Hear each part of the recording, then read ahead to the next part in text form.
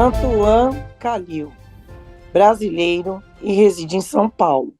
54 anos, casado, tem 2 enteados de adultos, Natália e Otávio, um neto, Rafael, com 2 anos e meio de idade, 4 pets, que são 4 gatos, Alice, Francisco, Antônio e Nino Brown. Passatempo do Antoine: ir contato ao teatro. Formação educacional: formado em administração de empresas pela FGV São Paulo e em direito pela USP, possui mestrado e doutorado também pela USP e vários cursos de atualização, com concentração em técnicas de conciliação e mediação na esfera de direito de família, algo que quase ninguém sabe sobre o Atoan. O primeiro cliente que ele teve, logo após se formar em direito, foi um senhor que havia sido atendido por ele na época que o Tuan era estagiário, no Centro Acadêmico 11 de Agosto. O Centro Acadêmico da faculdade atende gratuitamente pessoas sem condições de contratar um advogado particular. Este senhor procurou novamente o Atuan.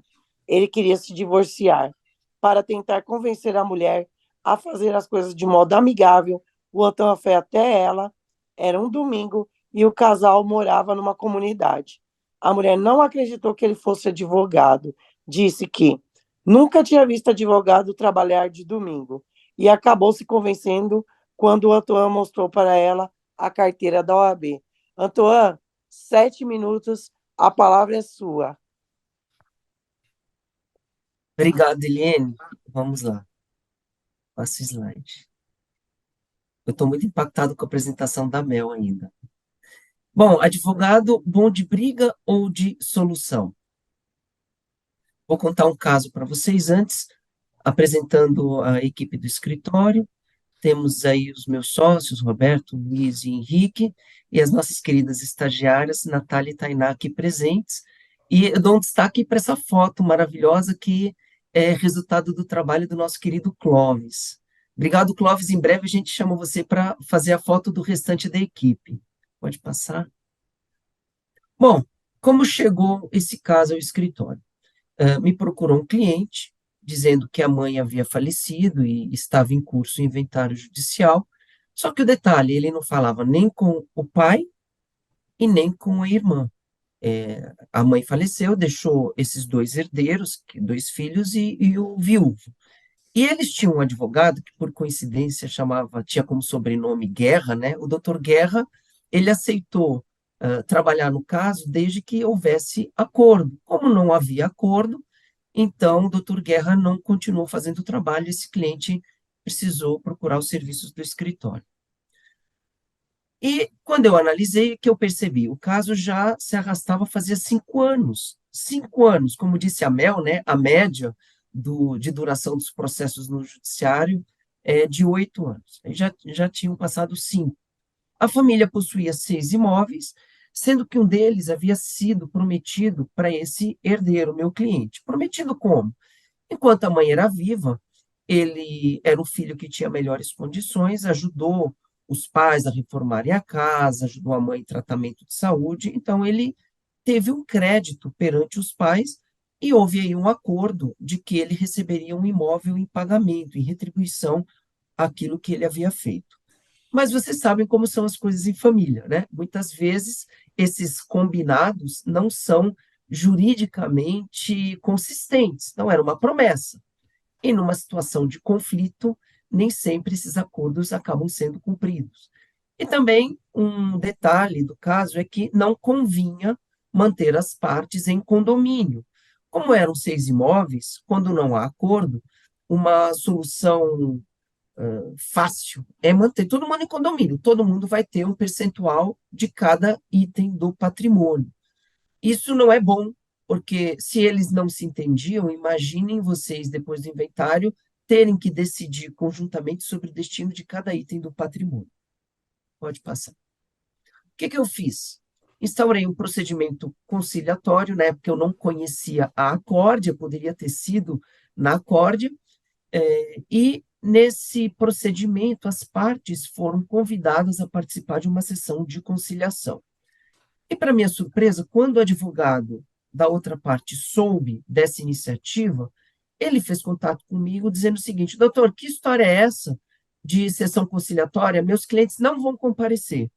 Por que é que o senhor não peticionou no processo de inventário e pediu para o juiz marcar uma audiência conciliatória ali?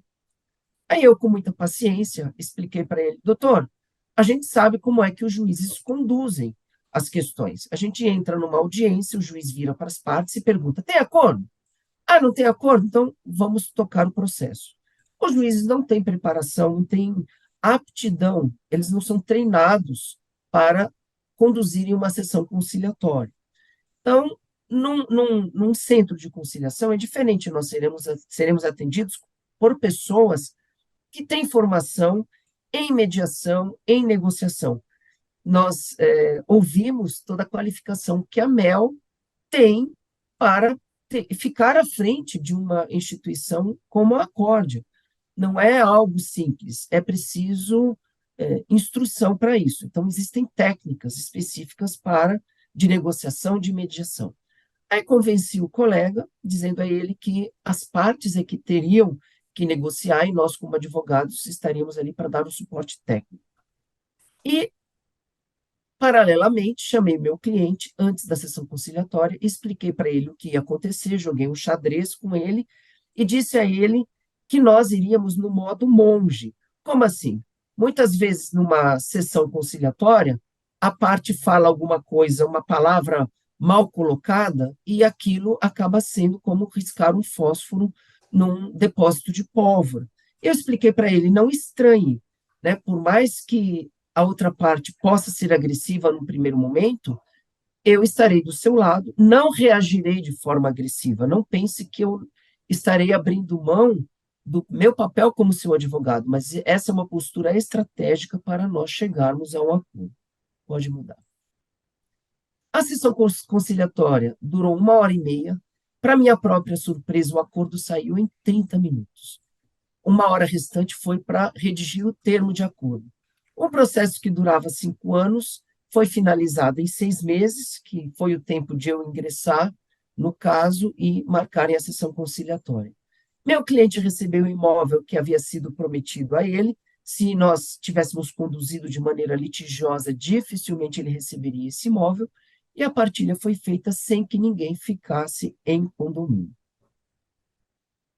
Esse caso, claro, com as devidas alterações para dificultar a identificação das partes, ele foi narrado nesse livro, que é um trabalho conjunto de conciliadores que trabalham no Fórum do Butantã, equipe que é integrada por mim há muitos anos. Depois eu vou colocar no chat o capítulo que eu escrevi que conta esse caso. Deixa eu passar. Meu pedido de referência são gestores de casas de repouso para idosos. Eu tenho um projeto de levar conteúdo jurídico para as pessoas que precisam dos serviços dessas casas de repouso. Palestras sobre inventários, sobre testamentos, a importância do planejamento sucessório. Por isso eu tenho pedido essa referência. Pode passar? Aqui um acesso aos canais do escritório. Temos aí a contribuição dos nossos queridos Beto Perucini, produzindo os vídeos, e do Osmar, cuidando do tráfego. Pode passar? E essa frase que muito me inspira, do Gandhi: não existe caminho para a paz. A paz é o caminho. Muito obrigado pela atenção de vocês. Parabéns, Antoine. Nós que agradecemos todas as suas apresentações. Sempre nos traz aí o ponto de vista incrível que você tem do talento em trabalhar com uma parte assim do direito bem delicada. E você transmite isso como um mestre, um maestro, tá bom? E em 30 segundos, por que BNI? Obrigado, Eliane. BNI, eu já falei na minha renovação, faz muito sentido para mim, e eu acho que não pode haver nada melhor do que a solidariedade, o que seria do mundo se as pessoas não fossem solidárias, e Solidariedade no mundo dos negócios. Isso é bem, não tem como não fazer parte.